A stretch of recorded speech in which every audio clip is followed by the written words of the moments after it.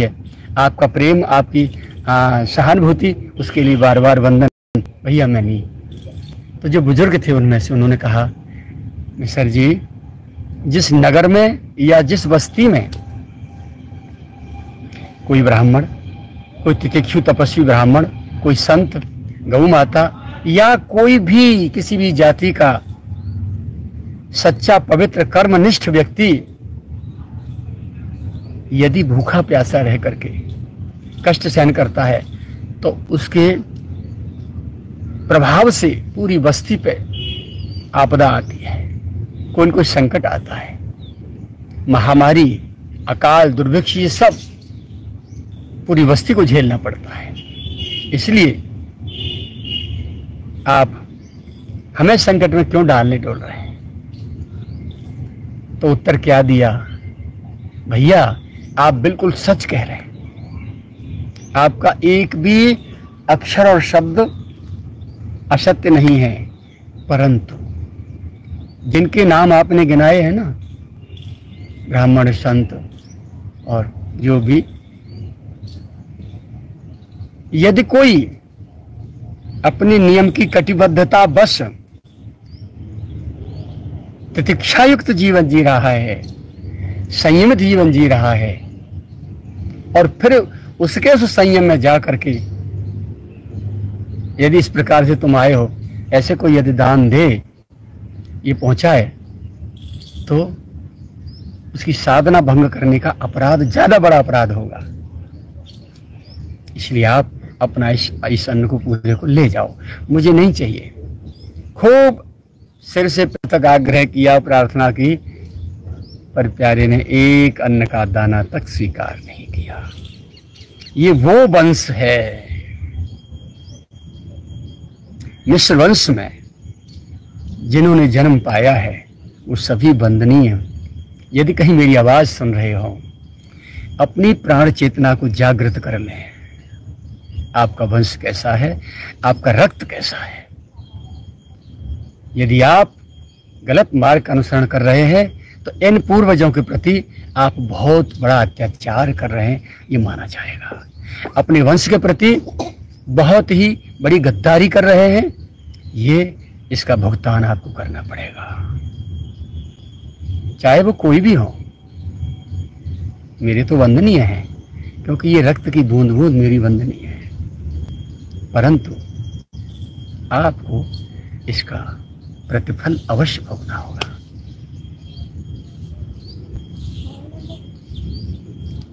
मेरे यहां भी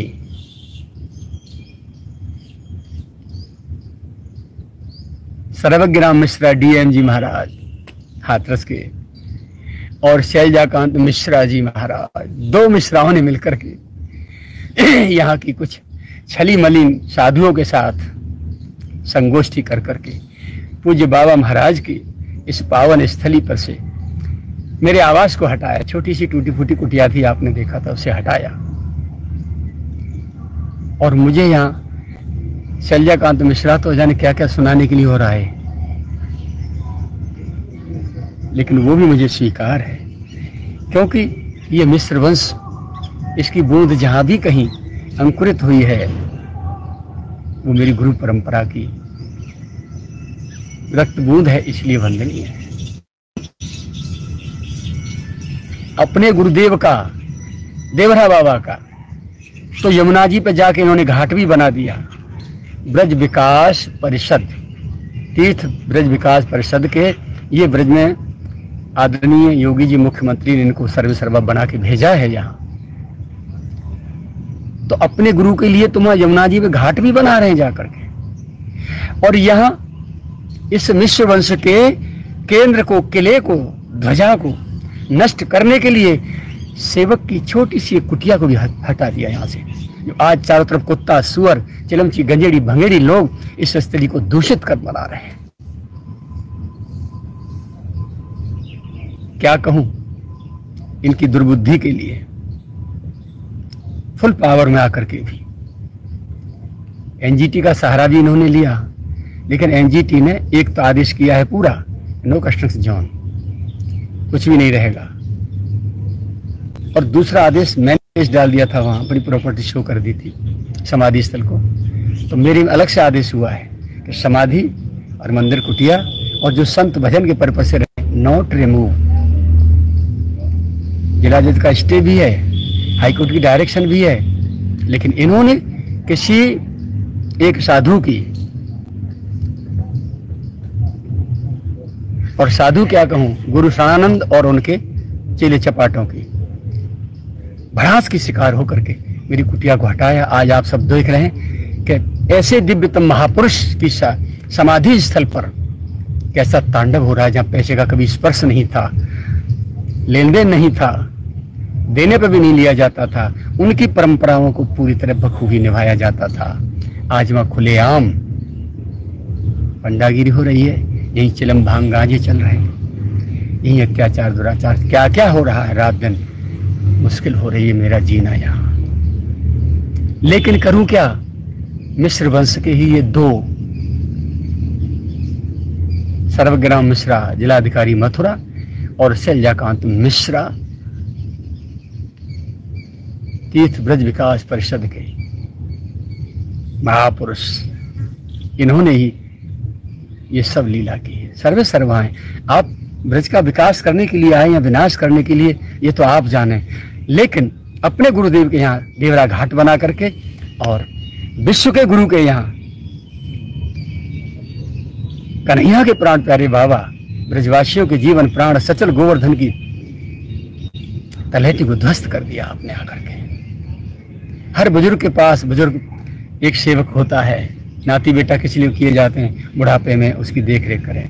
गुरुओं की परंपरा में गुरुओं के पास, बुजुर्ग गुरुओं के पास में सेवक क्यों रहते हैं, उनकी वृद्धावस्था को सार संभार कर सकें। तो क्या पूज्य पंडित जी महाराज के पास इस सेवक की जरूरत नहीं थी?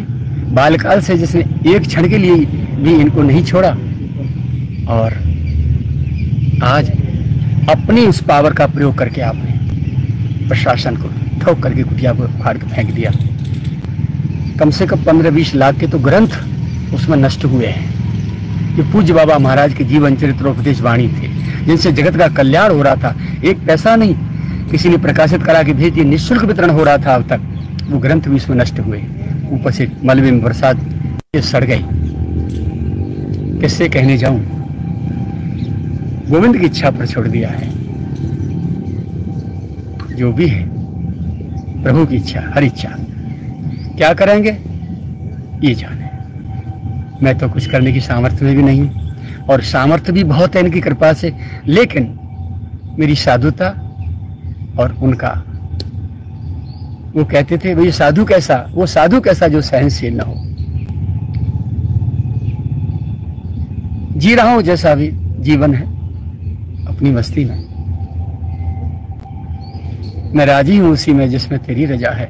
मैंने गिरिराज जी और महाराज जी की इच्छा मान करके इसको सह लिया है, लेकिन इतना अवश्य जानता हूं इनका मंगल नहीं होगा जिन्होंने कुटिया तोड़ी तोड़वाई है। ये रजोगुणी साधु अत्याचार का पैसा लेकर के अपना भरण पोषण ऐश कर रहे हैं, हेलीकॉप्टरों तक में मेंटेन कर रहे हैं, किलोमीटरों में जमीन हड़प के आश्रम में बना बना के मौज कर रहे हैं। और इस दिव्य महापुरुष के एक छोटे से शिशु की ये कुटिया बर्दाश्त नहीं हुई। इनको जहां भी जगह दिखाई देती है वहां उसको हड़पने की कोशिश करते हैं, उसको हथियाने की कोशिश करते हैं। जो भी सरकार नई बन के आती है, मुख्यमंत्री बगल में जाके बैठ जाते हैं गुरु शरणानंद, और उनके दबाव में आकर के, बहुत बड़े साधु हैं साहब, प्रशासन दबाव में आता है, फिर ये मनमानी करते हैं। मैं ये कह दूं कि ब्रज में नहीं, पूरे भारत में जहां भी ये अघासुरों का काम कर रहे हैं ये श्रीमान, तो कोई अतिशयोक्ति नहीं होगी। उघरे अंतन होए निवाहु, काल नेम जिम जावन धाहु। बहुत बड़ा इतिहास बनेगा इनके जीवन में। आप देखना क्या तांडव होगा इनका जीवन में। माता पिता को प्रसन्न करना चाहो और संतान की पिटाई करना चाहो पीट के, ऐसा संभव है क्या? आप सभी माता पिता हैं, सोचो जरा। आज इस स्थली में चारों तरफ सूअर भगवान डोल रहे हैं, कुत्ते चारों तरफ डोल रहे हैं, चिलमची गंजेड़ी भंगेड़ी लोग पंडागिरी कर रहे हैं। चोर उचक के रात में रुक रहे हैं, शराब पी रहे हैं, सारे भ्रष्टाचार हो रहे हैं। इसे दिव्यतम महापुरुष की स्थली, वैश्विक महापुरुष के लिए सरकार भी नहीं देख रही ना, सरकार तक बात नहीं पहुंचने देते। मेरा वो स्वरूप ये पेश करते हैं जाकर के, जान कितना बड़ा मैं बदमाश हूं, कितना बड़ा भ्रष्टाचारी हूं। इस पावन चरित्र में इन शब्दों को लाने के लिए क्षमा करूंगा, लेकिन प्रसंगवश मुझे कहना पड़ गया है। आप लोगों तक ये बात पहुंचे कि ये घटना किसने की। अभी तो लोग समझ रहे एनजीटी के कारण जो है डेवलपमेंट अथॉरिटी ने तोड़ा है। अथॉरिटी को कोई पावर नहीं इधर आने का। सन 56 में पूज्य महाराज 7 एकड़ भूमि का पट्टा हुआ था यहाँ, वन विभाग का बाप भी नहीं था यहाँ। 25 अक्टूबर 1980 के बाद में कभी आकर के वन विभाग दर्ज हुआ है यहाँ, और वो भी बिना बताए दर्ज हो गया। महाराज जी को जमीन से कोई लेन देन नहीं था, मुझे भी कोई लेन देन नहीं है, शांति से जीवन जी रहा था। खंडहर से में पड़े हुए तुमने देखा ही था, पुराना प्राचीन पत्थरों की भूटाओं की दीवार थी, ईंट भी नहीं लगी थी, इतना प्राचीन दीवार थी। लेकिन इनको शर्म नहीं आई, इस महापुरुष की मंच पर खड़े होकर के बड़ी बड़ी दुहाई देते हैं, बड़ा बड़ा यशोगान करते हैं। और मैंने तो ये सुना है कि मेरे द्वारा लिखित जो ग्रंथ मैंने गुरुशरणानंद को दिए हैं, उन उपदेशों को और जीवनी को अपने नाम से कि मेरे उपदेश हैं, ऐसा जो है ग्रंथों में भी निकाल रहे हैं, ऐसा लोग बता रहे हैं। तुम्हारे फरिश्ते भी नहीं सोच सकते उस चिंतन को, इस व्यक्त महापुरुष के उस चिंतन को, उस आध्यात्मिक चेतना को, प्राण चेतना को। तुम्हारी हो सकती है वो, फ्रॉडगिरी नहीं, 420 नहीं, क्या है ये। तैयार हो जाओ गुरुशरणानंद अपने चेले चपाटों के साथ में इस दुष्कृत्य के लिए प्रणाम भोगने के लिए। बहुत हो गया। तो आइए चलते हैं अपने दिव्यतम महापुरुषों की, क्यों मैं इनका चरण सेवक हूं, मैं इनका पायक हूं।